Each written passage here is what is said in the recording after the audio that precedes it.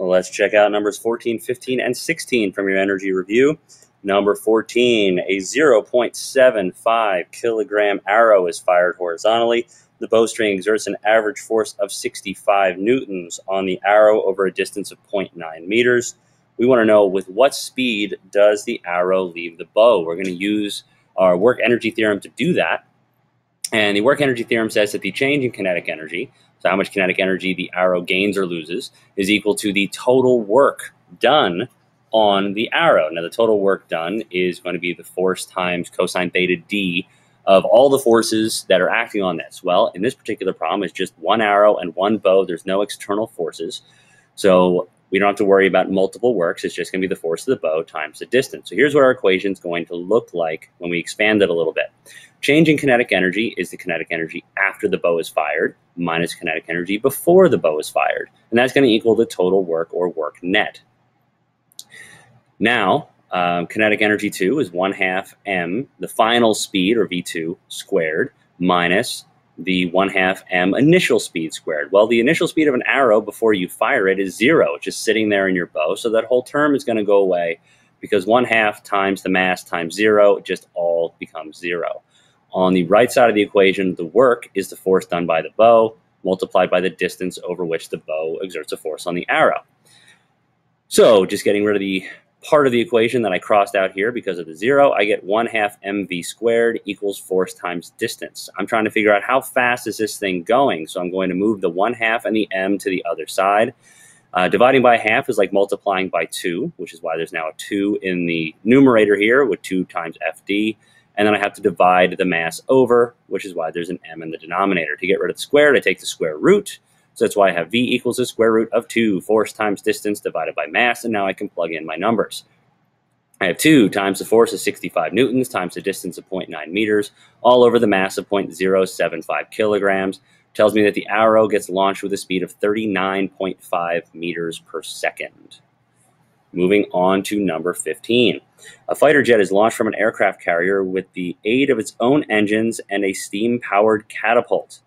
The thrust of its engines is 2.3 times 10 to the 5th newtons. In being launched from rest, it moves through a distance of 87 meters and has a kinetic energy of 4.5 times 10 to the 7th joules at liftoff.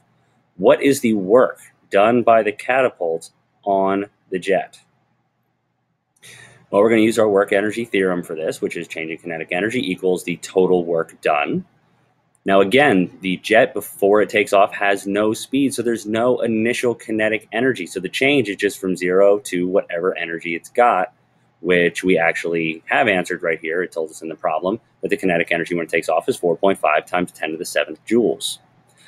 On the right side of my equation, I have to add up all of the work that's done. Now, the engines try to make it take off, so that's the force of the engines times the distance, and the work for the catapult is the force of the catapult times the distance. Now, here's my equation without the kinetic energy 1 in there, since that was 0, and I'm just going to expand my work. Work for the engines is force of the engines times distance. Work of the catapult is work of the catapult.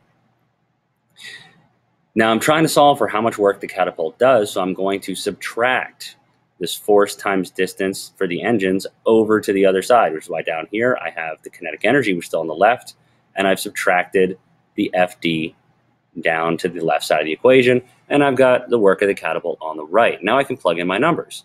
The kinetic energy after the takeoff is 4.5 times 10 to the 7th joules, and then force of the engines, 2.3 times 10 to the 5th newtons. The distance was 87 meters, and that's all going to equal the amount of work done by the catapult, because the two works together are equaling that energy. So you take that total energy, take away how much of that energy was given by the engines, and you'll have how much of that energy must have been given by the catapult. And that was 2.5 times 10 to the 7th joules.